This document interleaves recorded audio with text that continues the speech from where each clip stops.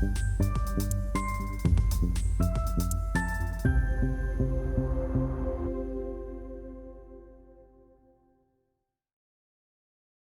evening from Dhaka, Bangladesh. Good afternoon and good morning to some of us joining us online as we're streaming this live on Facebook.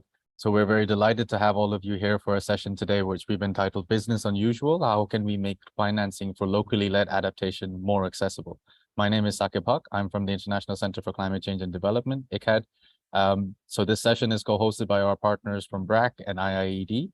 And we have an esteemed level of panelists from many of the organizations that we've been involved with and working very closely with over the years, and really tackling this issue about how to make things business unusual, not just following the same processes that the development sector and climate sector has been following for decades beforehand, but really how we can change that paradigm. What are some of the changes that we need to have?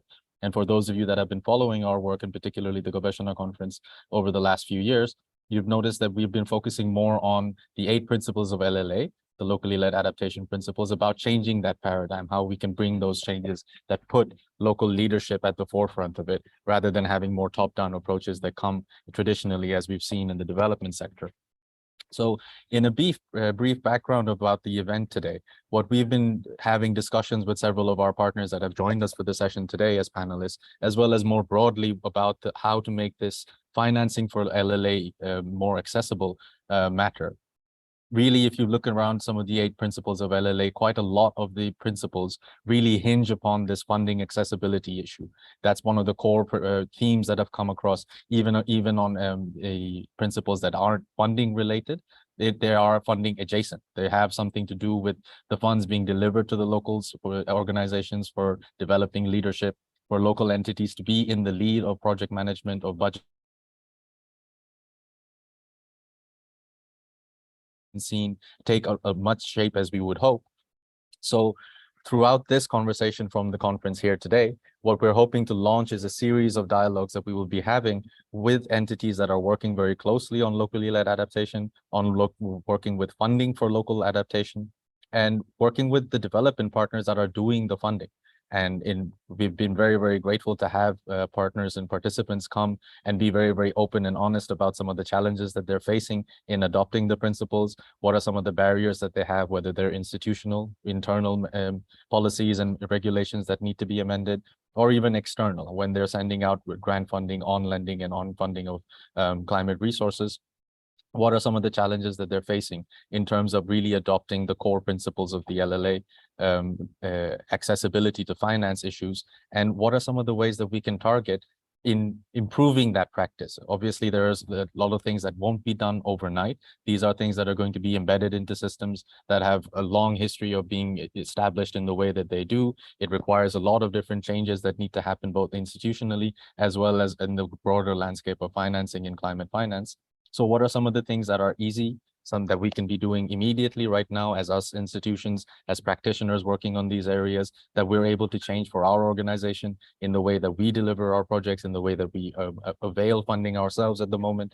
But then what are some of the things that we need to put into place now, and they bear fruit later on throughout the next coming decades as we do more and more of these adaptation initiatives, hopefully with the focus that local leadership is the forefront of it. Adaptation is something that is going to be ongoing and continuing, and over time, what we would hope is entities like ourselves are something that takes a little bit of a backseat, and local organizations are the ones that are at the forefront. And we're really just there as a facilitator and a conduit, and it's really about them designing, assessing their priorities, managing their own funding, and managing their own projects in their own context that they know better than all of us.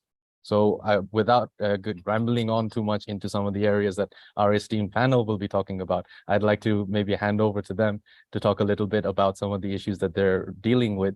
So I'd like to bring in our first speaker, Ms. Janatu Mawa, who's the founder and executive director of Bindu, the Nari Unnayon Songstha in Bangladesh. Apa, you have about 5 minutes for your remarks. If you could please let us know some of the perspectives that you're facing in terms of accessing financing at the local levels. Thank you. Thank you so much. My name is Jannatul Mawa. I'm based from Shakira, and you know that we have our own knowledge on the local-led adaptation. But when we are as the executive director or as the organizer, or I am working in the community level, I face a lot of challenges here first on, we have no, we have knowledge on local-led adaptation, but we have no our own capacities, like finance capacities. So when we are go for some funding, we saw that the chain is so difficult for us, because those types of funding is not accessible for us. This is so difficult because they want a lot of policies. They have some technical issues.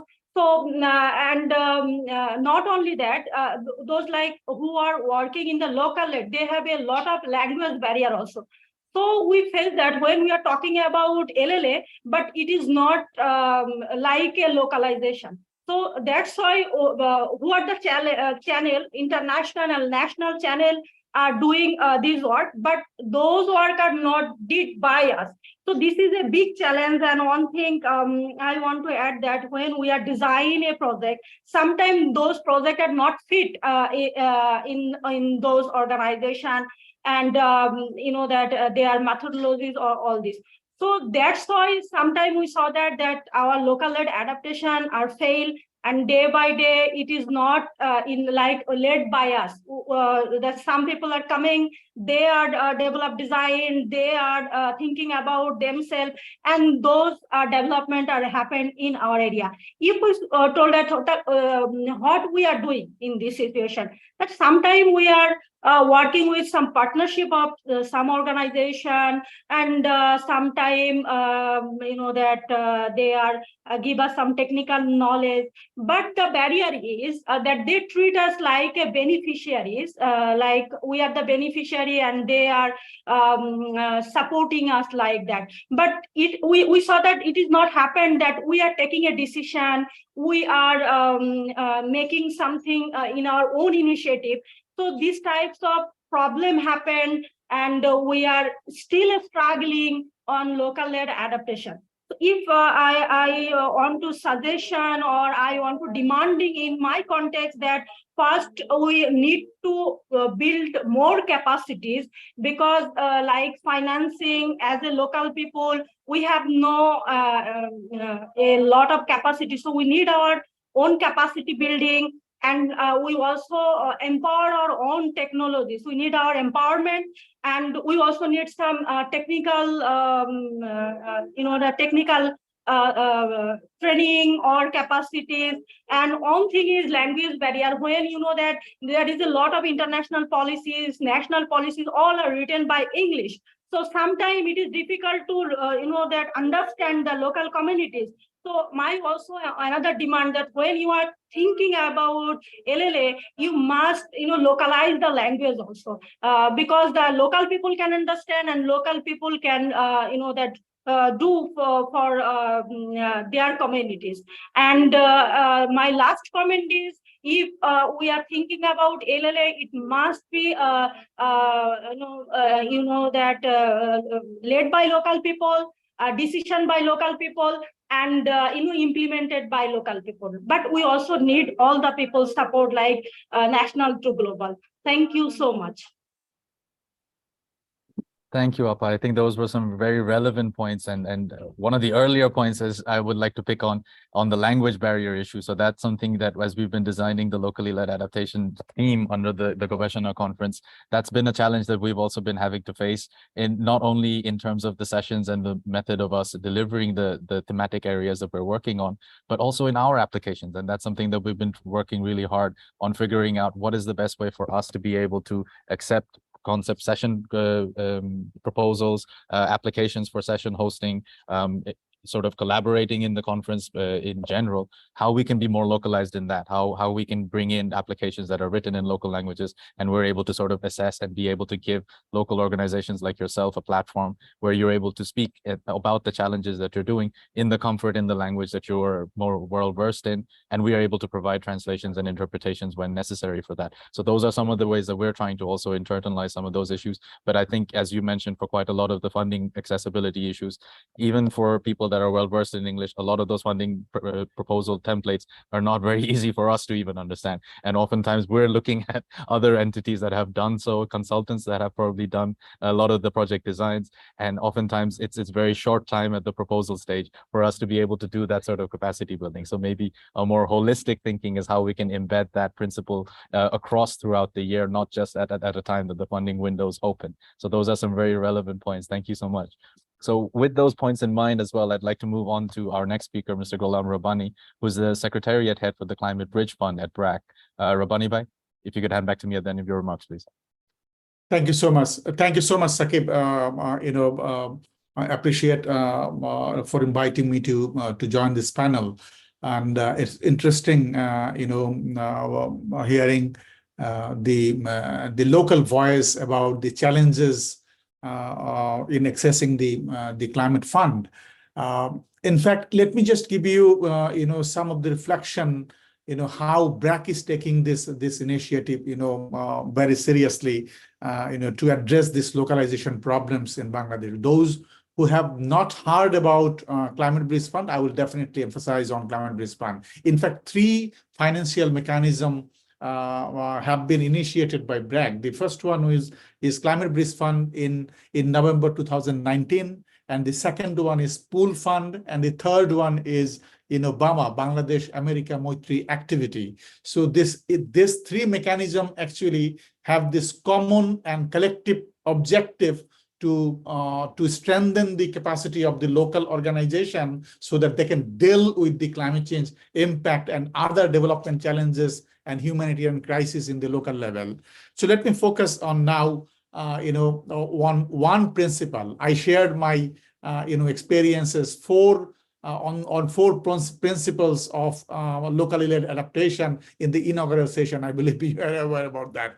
But today I will focus on the access to finance and how it is free and easily, quickly accessible. The first thing is, let me just share the story. I mean, story of last 4 years.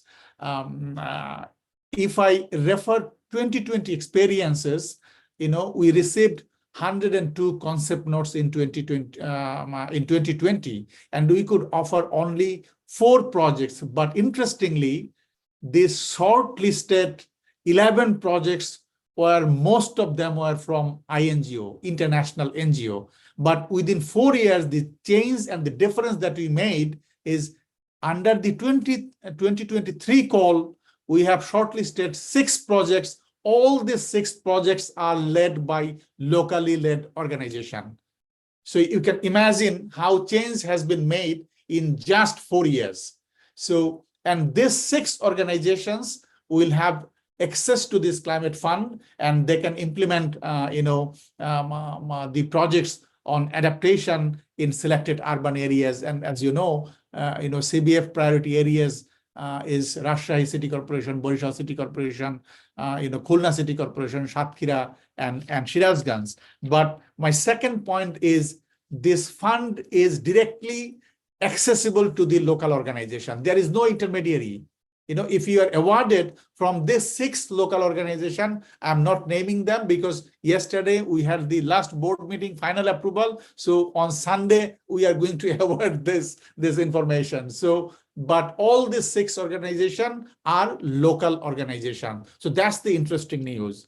My third point is, the resources that will be used to implement the adaptation actions will be verified, technically verified by 3 groups of people: users, local communities, and also secretariat. So the NGO who will be our partner and the local beneficiaries and even the OM committees, operational maintenance committee of the proposed infrastructure, they will also monitor the progress of the activities. So the plan of action in that targeted committee will be done by the local beneficiaries.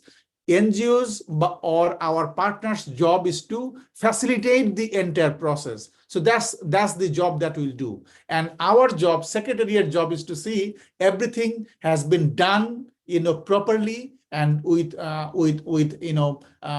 planned quality. So these are the three major options that I wanted to share with you, and we are trying our best under the CBF mechanism to ensure that locally led adaptation are being practiced on the ground very carefully. I stop here. Thank you so much. Thank you, Rabbani Bhai. First of all, congratulations to your upcoming awardees. I'm looking forward to hearing the announcement of who they are and collaborating if they are looking for options.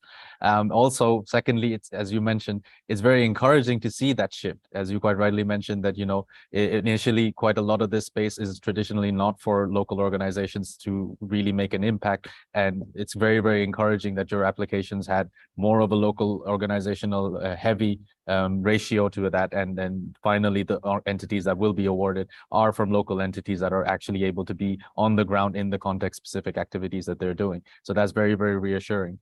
So now I'd like to move on to our next speaker, Ms. Sharida Hassan, who's the Finance and Compliance Manager at IIED. Sharida, the floor is yours. If you can hand back to me at the end of your remarks, please. Thank you.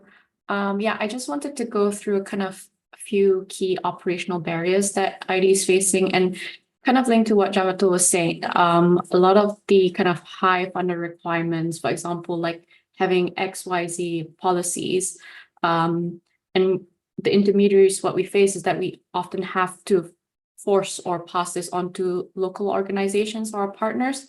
But again, they don't have the resources to develop these policies or even the roles in place to adhere to them.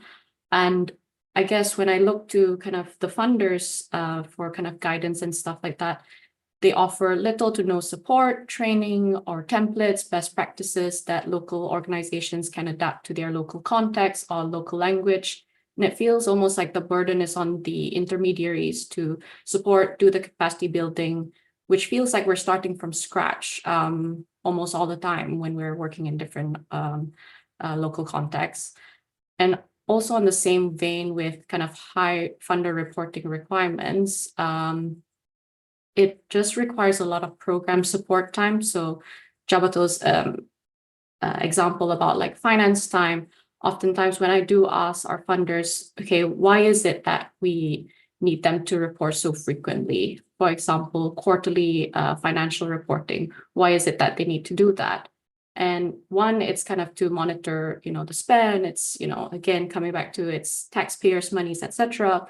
But also they have this sentiment that, this is to build their capacity, for them to be monitoring their expenditure against their budget so frequently shows a good sign of good financial management. However, I think funders are oftentimes a bit too far removed from the delivery chain to actually know what capacity needs to be built in the local organization context, which is why I think in some of the programs that we have at IIED, we have kind of a community of practice. So on one of our programs, which is Reversing Environmental Degradation Africa and Asia, we set up a community of practice where we sent out a survey to all of our lead consortiums and their local partners as to what kind of lesson sharing do they want, what kind of capacity building exercises do they need from us as an intermediary, rather than having that kind of voice come down from the funder down to the local partners. It should be bottom up, really. And then kind of on the other end of the spectrum, so you have funders that have really strict requirements, and then you go down to the other end of the scale and you think a funder with less requirements, surely that's, the perfect funder. But a kind of subsection in that kind of group is also funders that are not really clear on what they're trying to achieve. They have a bit, there's like lack of clarity in their terms and conditions. They're constantly changing their rules, etc. We sign a contract with them, a few months later, everything changes. So I feel like half the battle is trying to figure out our boundaries. What can we do? What can't we do with the money? And it's just constant negotiations with the funders. And I think it just reads, it's time consuming, it's resource consuming, taking away from the kind of objective of the program, but it's also really inconsistent and confusing for local organizations. when we're also passing down these kind of changes to the terms and conditions from the funders. And I think also the other thing that I picked up on is, I guess, the disparity in the contractual leverage.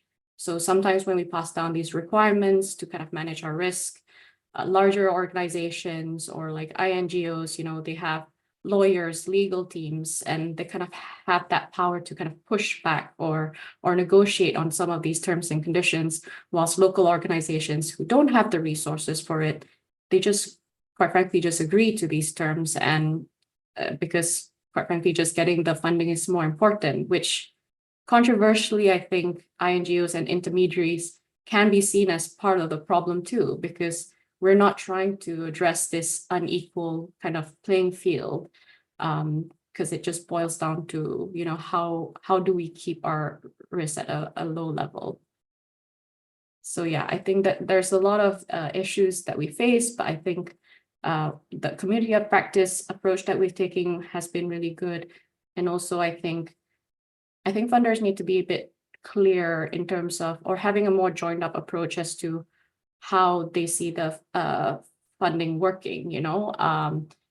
It could be kind of making a pledge, how much of their funding goes to local actors, and really having an honest look at how they can kind of alleviate the pressures on the intermediaries, or having funding mechanisms that, you know, bypass these intermediaries and going to a local level. So setting like a target of, let's say, 70% of the funding flows to a local level. I think funders need to have a bit more joined up approach on those sort of things. Thank you. Thank you, Shardap. And I think I echo quite a lot of the points that you made, because those are similar discussions that we've had with IID and BRAC and all our partners in that issue about where we have been looking at the level of due diligence that's needed for every time a contract comes through. And oftentimes a lot of these bigger or funding or mechanisms and partners that we're working with have a very, very strict due diligence process at the proposal stage. And you have to do them every single time you're getting a contract through.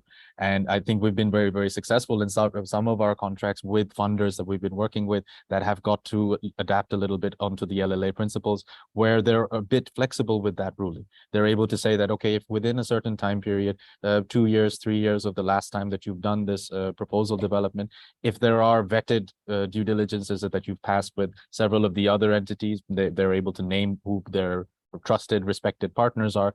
If you pass the due diligence with one of them, then our one is relatively simple. Just give us their pack, and then, you know, more or less all of the same criteria and conditions follow through. And that really relieves a lot of the burden. And speaking on behalf of our finance and admin team, who are currently now in a workshop across the hall on procurement and compliance issues, it's a 2-day workshop that they're doing. And it's very, very time consuming. They have to do that with every single donor for every single project. And it's something that, you know, should be streamlined. Donors can work across themselves. Development partners can adopt similar rules, and you basically just, if within a time period you've been vetted by one, you should be able to avail all of the vetting from the rest of them on a more trust-based sort of relationship, rather than being specifically performance and results-based. So I think the climate realm really does have a lot to pick up on trust-based financing approaches, which we see on several of the other sort of entities that work on humanitarian or regular sort of educational projects that have that sort of funding mechanisms more built into trust-based financing approaches. So hopefully that's something that throughout our conversations, we'll also be able to develop within the climate sphere. So thank you for those remarks. I'd like to now move on to Christophe Buffet, who's from the French Development Agency, a development bank and a longtime partner of ours. So Christophe, the floor is yours. If you can let us know how your entity are looking at the LLA principles and absorbing them, being one of the bigger sovereign donor development banks yourselves. Thank you so much. Thank you very much. Thank you for your invitation. As you may know, or may not know, actually, AFT has been a climate development bank for a long time. 50% of our commitments have climate co-benefits since 2012. And now adaptation currently represents a third of this climate financing. It's actually growing. Adaptation used to represent 575 million euros in 2015. But now in 2022, it's up to 2.2 billion euros. So it represents more or less a fourfold increase. Of course, it still needs to increase, but my point here is also that beyond those figures, beyond the increase in volume of adaptation, we must also increase the quality and the impact of adaptation finance. And in that matter, LLA principles are a crucial element for quality and impact. That's also the reason why AFD signed the LLA principles at COP28. And we are actually the first development bank to have signed those principles. But saying that, I must admit that the challenge is ahead. We have to work to clarify the applicability of those principles according to financing and project typologies.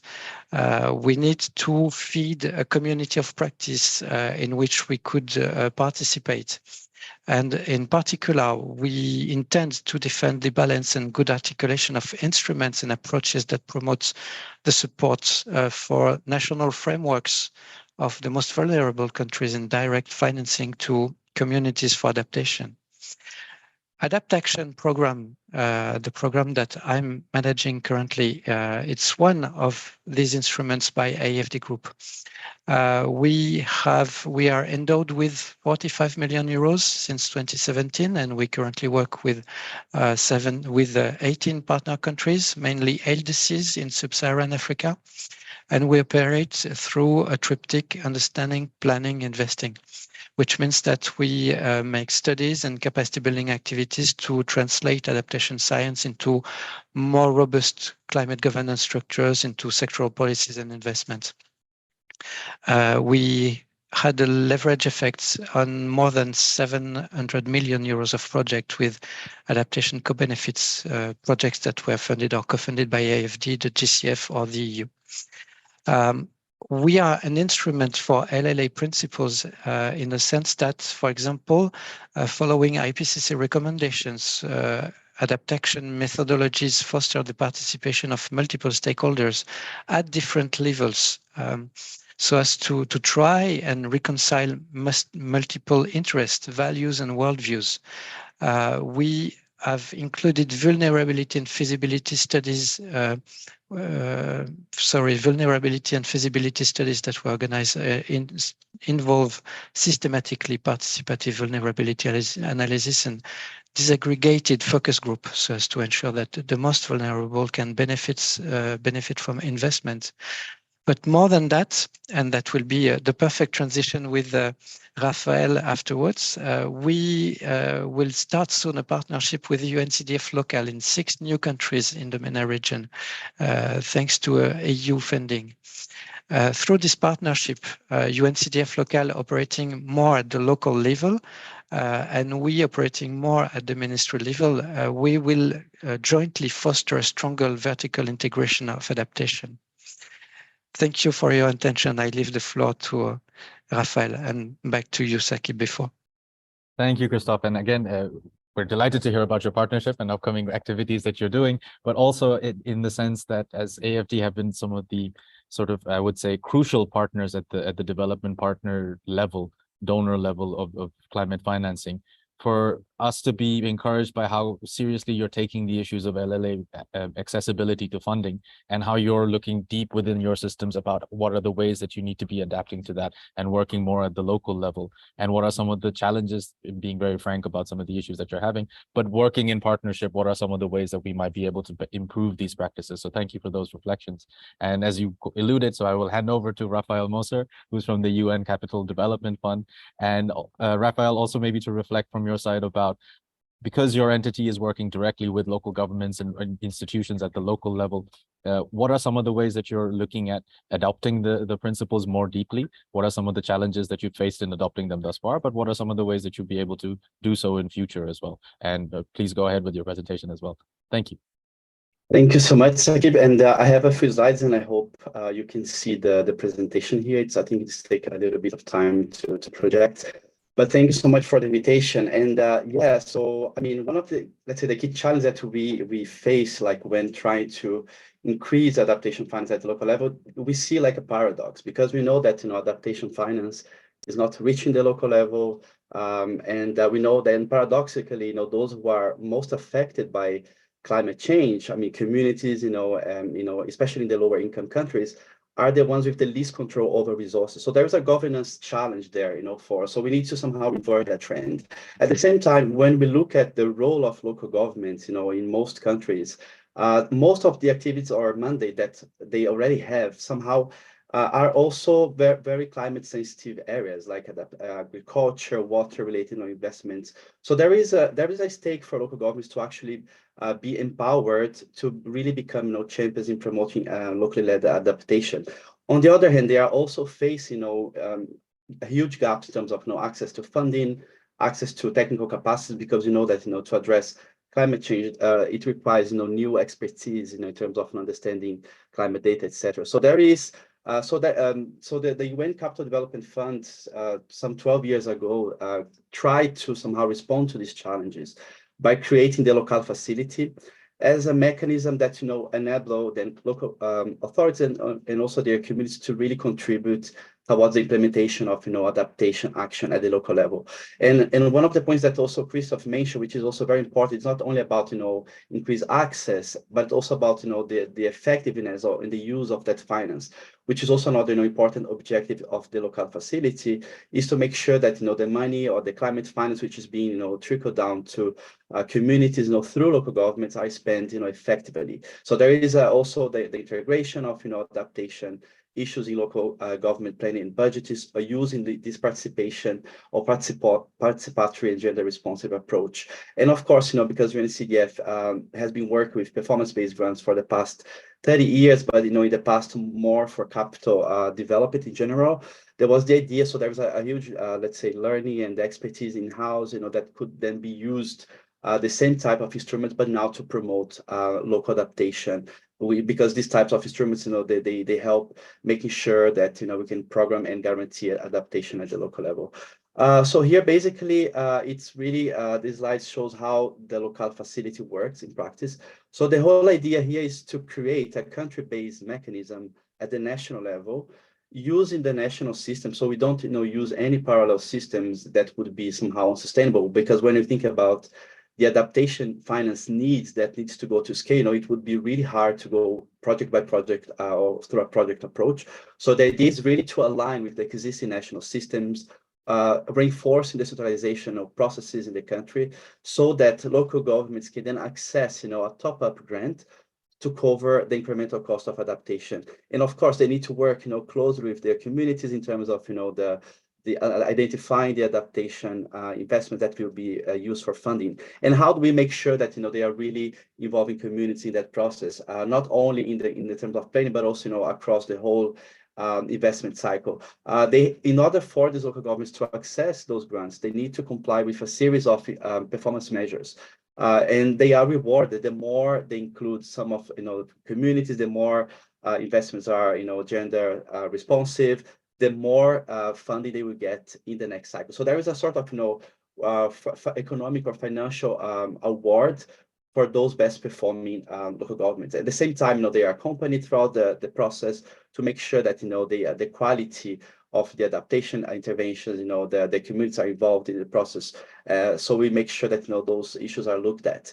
And here, very briefly, just to show an overview of where Local is currently being implemented. So there are globally 38 countries, which are in some forms also engaged with the Local facility. But what is important here to understand is, and perhaps it also links to a challenge in terms of, you know, accessing long-term finance and consistent and flexible funding towards local adaptation, is that Local is a mechanism, so it's not a project, and it's implemented through different phases. So we start with a very small phase, a pilot where we're going to test out, you know, this grant mechanism in a few local governments in the country. Then we move to, let's say, a scale up of that mechanism to additional local governments until that mechanism is solid enough or institutionalized, so that it can then become the key, let's say, channeling mechanism in that country to channel climate finance and then using different sources so that local governments can then fund locally led adaptation. And countries that have somehow so far gone far in the implementation of the mechanism are those that you see here in red. I mean, Bhutan and Cambodia in Asia were the first countries 12 years ago to test locally, and somehow the experience paved the way for all these 38 countries now to actually implement this approach.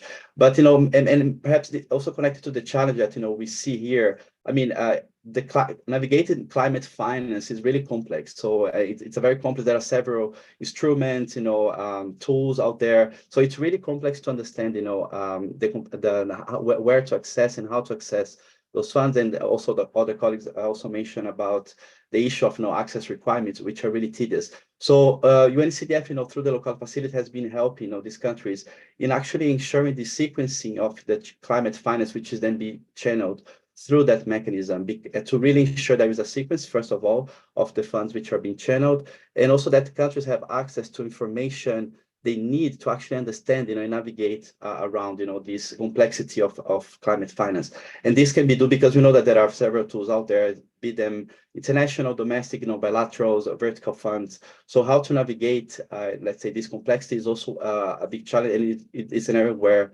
Local has been working very closely with the countries to try and making sure they can access on a long term, and also that finance is also flexible, because we know that it wouldn't make sense for locally led adaptation to have somehow earmarked funding that for specific sectors, because it's really up to the communities to decide, which activities will be funded. So I'll stop there, but happy to address any specific questions that you may have. Over to you, Sakib.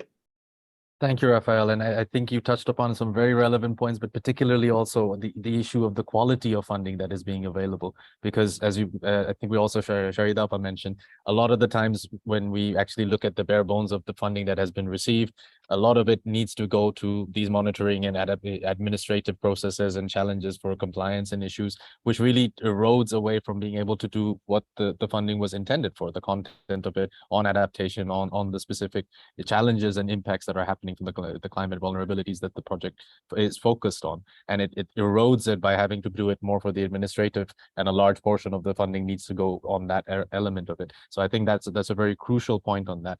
So now I'd like to maybe open it for a little bit of a discussion between us, amongst us.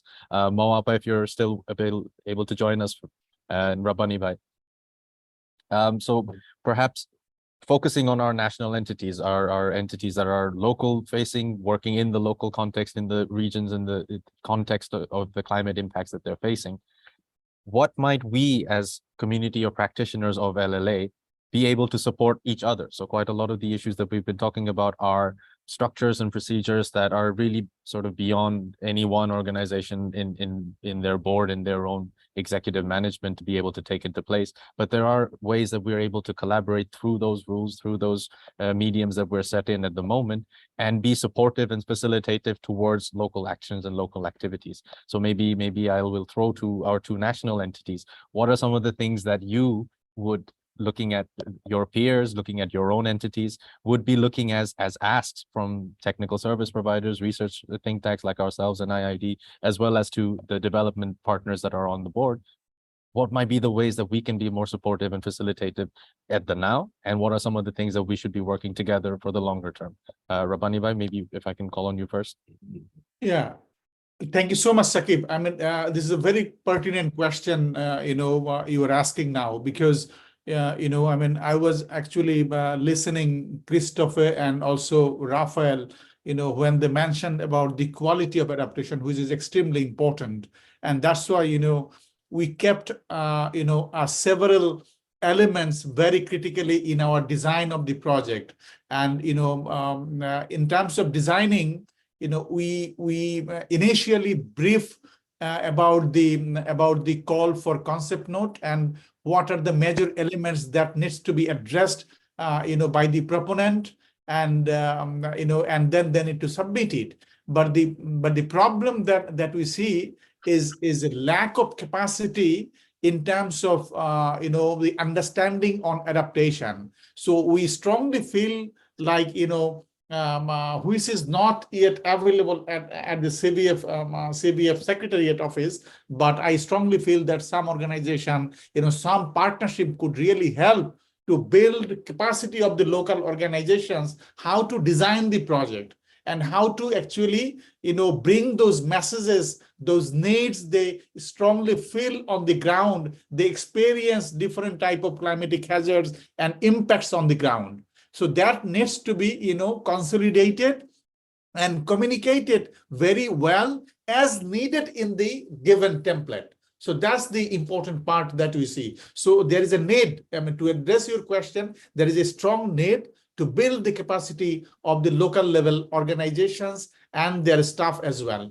And secondly, I see during the implementation process, because this is extremely important, when you analyze the risk, barriers, and the challenges, trade-offs, synergies, overlapping. So if you can analyze nicely at this design stage, you can actually avoid a lot of things that might affect your implementation process, and you can actually smoothly implement the projects if you can really analyze those aspects. What we do, we also included, you remember in the inaugural session, I talked about the due diligence process, and due diligence process is I would say an excellent monitoring tool that help the organization. Organization means I'm talking about the secretariat. To take an informed decision, because the information that was provided by the proponent was actually verified and checked with the target communities that they targeted to provide the benefits. So that really helped. If you consider this at the beginning, that you don't need to face challenges during the implementation process. So that is the important part that you see. And secondly, as I was saying, in many cases, I can give you, if we get, in 2023, we got 57 concept notes. And unfortunately, only few concept notes actually tried to integrate the climate projection. That is very lacking in the in the current concepts. I don't blame any proponent. What I see is the need of some capacity, from the from the relevant partner organization, research institutions, capacity building institutions, to combine with the local and indigenous knowledge. And that is one of the principles of locally led adaptation. So nothing wrong with that. So that is the gap that we see. So still we see the opportunities there, and we can have collaboration. And in terms of efficiency, I will stop here. This verification process, for example, what we offer, what value that we add from CVF mechanism. One thing, in most of the cases, what happens is, the development partners, they support the projects, they implement the projects, and there are intermediary organizations, and it is very difficult to look at that, how much was actually, allocated for the community. For us, it is very straightforward. How? We look at the action plan of the NGOs, and we see the quarterly report, and we verify with the community whether the information provided in the quarterly report is right or not, whether the beneficiary actually received the benefits. So that is our target. So quality of the adaptation, which is aligned with the LLA principles, has to be checked, verified, to ensure the quality of adaptation. I stop here. Thank you so much, Sakib. Thank you, Rabbani Bhai. Mawapa, are you able to join us online?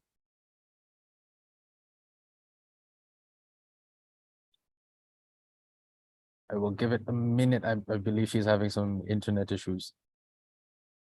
If not, Mawapa, could you please give me a hand raise when you are able to join back in? I think when your network is connected back. Oh, thank you, Mawapa. Very good to have you. So same question to you, Mawapa. What are some of the things that, as a local organization, yours specific case, but also organizations like yourself that are based in the context and working in the grassroots in the communities, what are some of the ways that we as a community of practice from LLA principles might be able to be supportive for your activities now? And again, for the panel that we have, what are some of the things that we should be looking and working with our panelists from the international realm in being able to support you going ahead in future? What are some of the core asks that we might be able to collaborate with immediately? Thank you. Already, Rabani bhai covered all things. I want to add that, first, what happened that we have a lack of proposal writing also. We have, before I also told that because we are living in community, because we are fighting for each and every disaster. So we know that, the strategy or the adaptation strategy we already doing day by day. But when we are go for a finance or funding, we cannot, fill up that what is, that exactly the donor target and what is our target. So this is a lot of the missed gaps between us. So I think that we also need to work on this, because if you go for financing, it is very much important to writing proposal, and that the way that we can. And also one thing that we have a lack of lobby, that like who are living in Shakira, like a conference happened in Dhaka or in another country, so it is difficult to go there. So the lobby gap is also another problem. So I think we need some networking also, where the fund is coming and it is accessible for us. We go through the network, and also the network know that which area, which organization are working. They have their knowledge, who are working in local-led adaptation. So I think now it is important for us. And who are the organization like national level or international also, BRAC working a lot of. I also know about the Climate Bridge Fund also that. But when we are also writing the proposal, that time we also face the gaps. This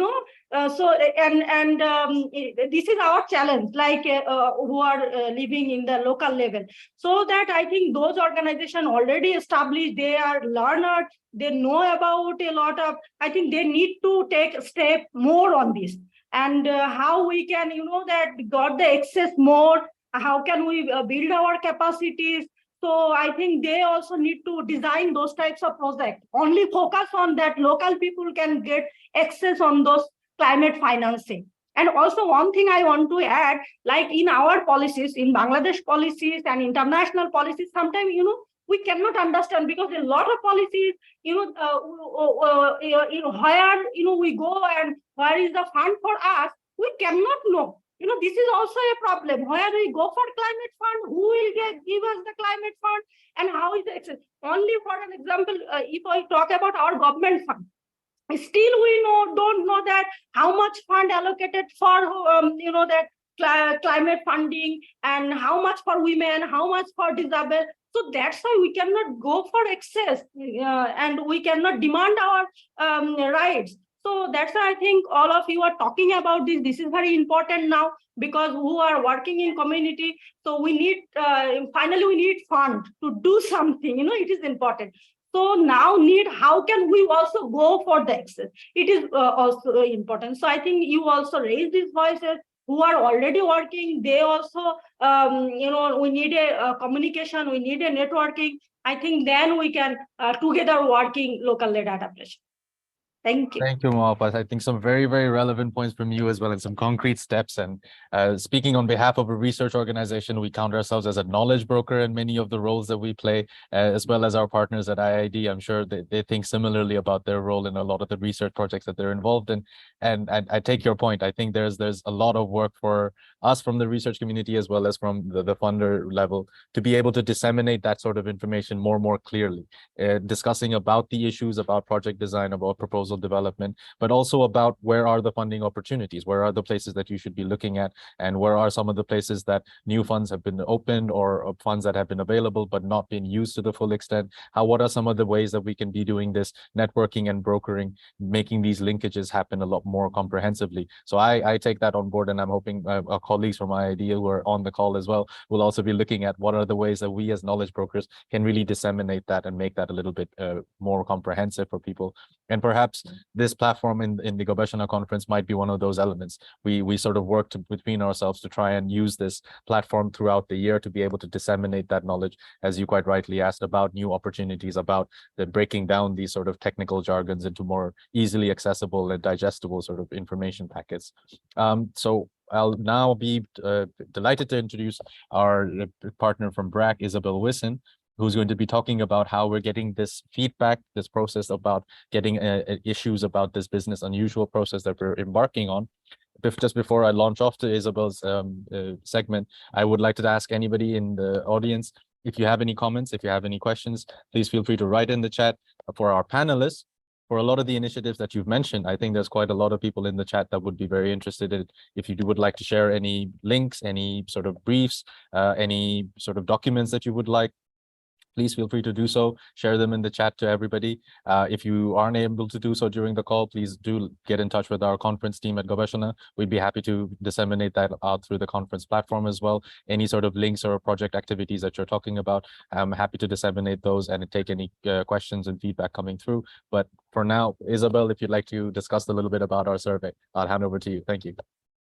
Sure. Thank you, Saqib, and thank you to all of our panelists for such an insightful conversation today.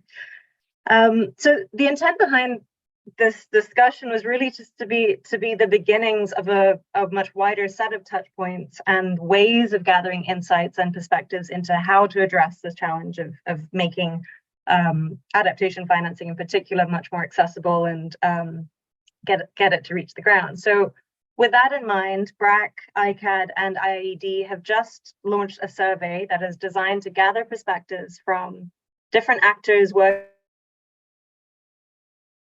all along the finance delivery chain, from funders to intermediaries to recipient local organizations. And then the idea is to use these findings to work with relevant stakeholders across that spectrum to identify a practical set of options that reflect the needs of and priorities of all sets of those constituencies, from the funders to the recipients, and in a way that ultimately recognizes that we do all share a common goal of making sure that resources maximize the ability of climate vulnerable communities to be able to adapt to the climate crisis. And so recognizing that we are all committed to this problem, but face different tensions along the way. The hope is that this survey will help us sort of match some of the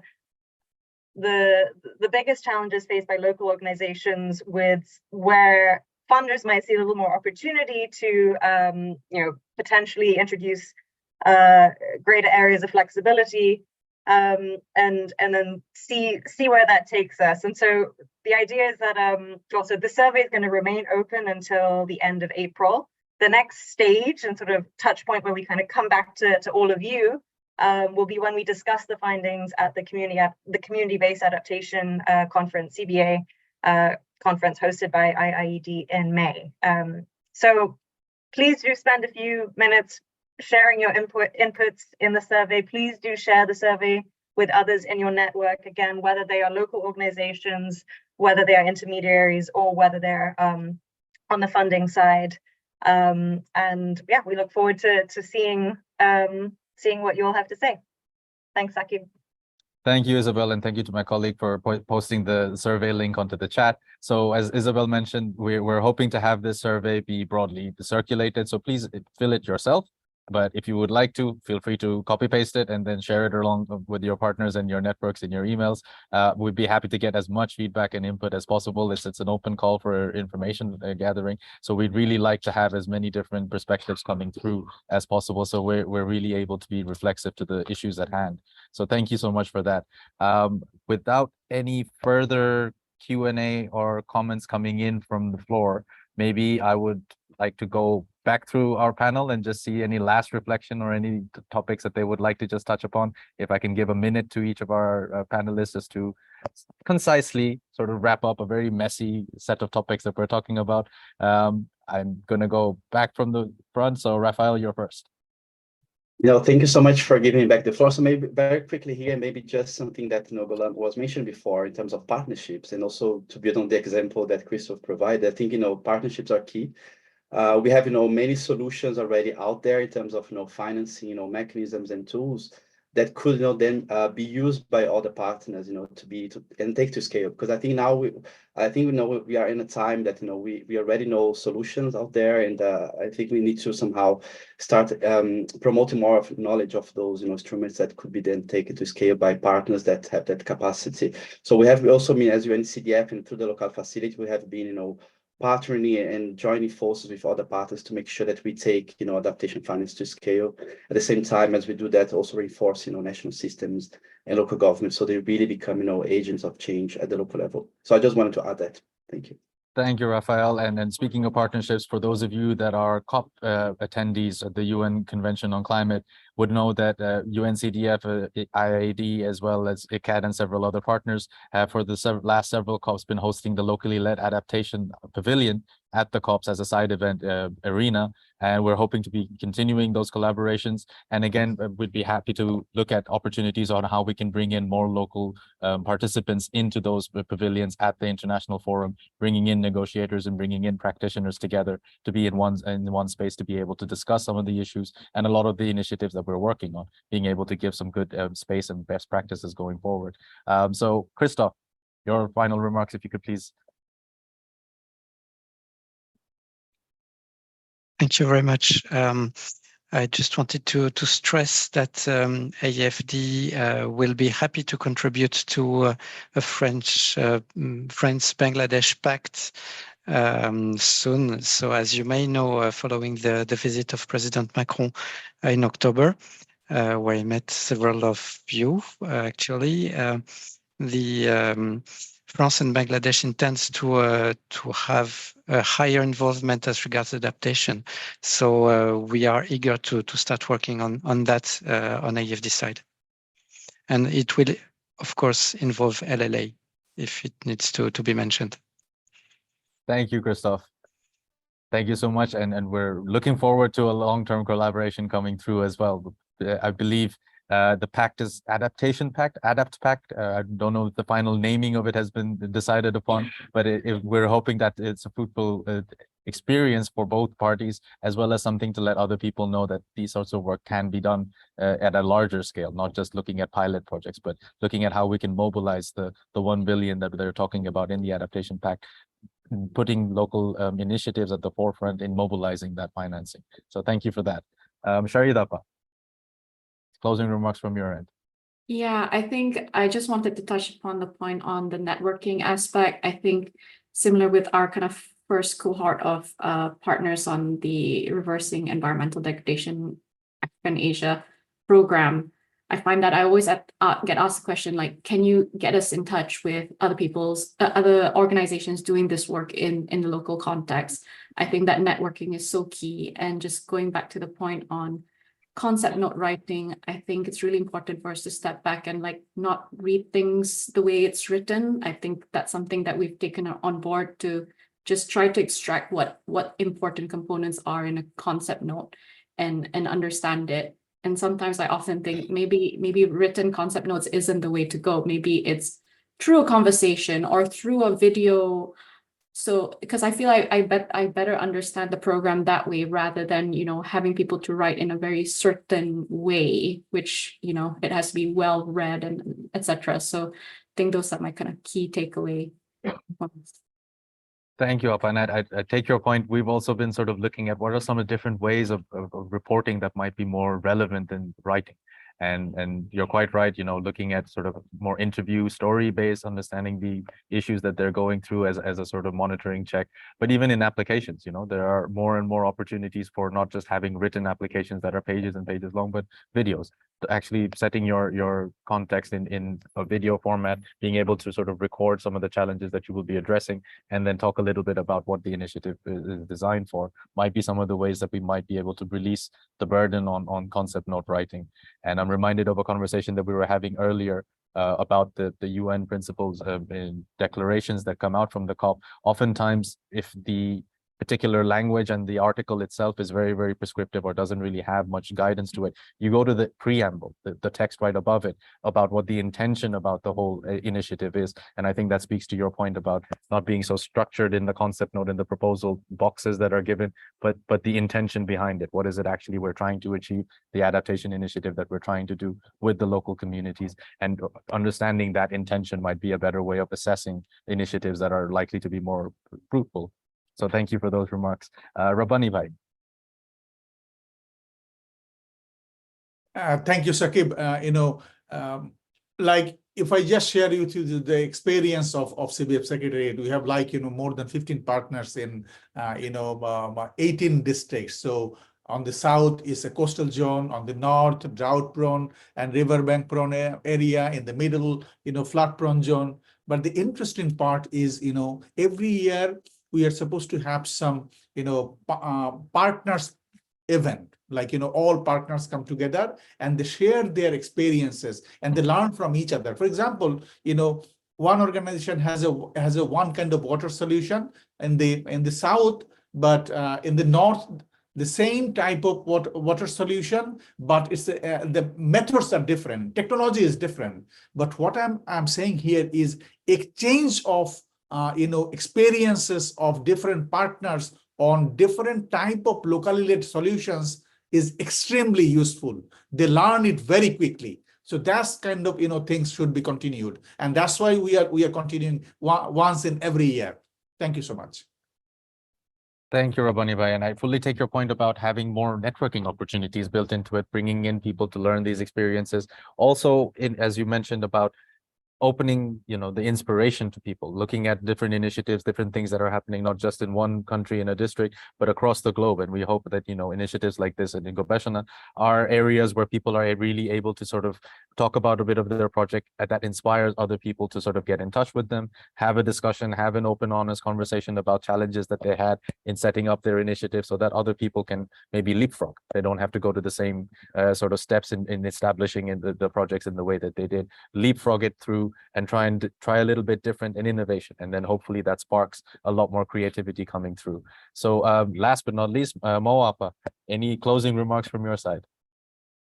Yeah, my only on comment that I live in, that grassroots level. So I need my empowerment. I need my knowledge, and I need all the development, or that all the project will be local led, and designed by local, and implemented by local. Thank you. Thank you, Appa, and I'm very, very hopeful that the rest of us will be able to support you in the work that you're doing. But also, if we're not doing it well enough, please hold us to account. Let us know that we're not putting the local initiatives at the forefront, and what are the ways that we should be doing better in doing that. Happy to be held to account in areas that we might be able to improve. So with that, I think that is all from our end. I will just ask our team if there is one moment everybody can come on camera just for the screenshot.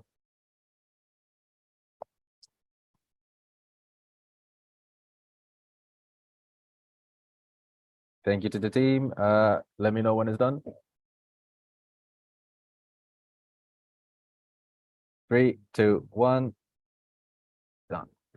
Thank you so much. That's good evening from Dhaka from here. Good afternoon and good morning to wherever you are. And I hope you have a good evening and a good day wherever you're joining us from. Thank you so much. Thank you so much. Thanks all. Thank you. Bye.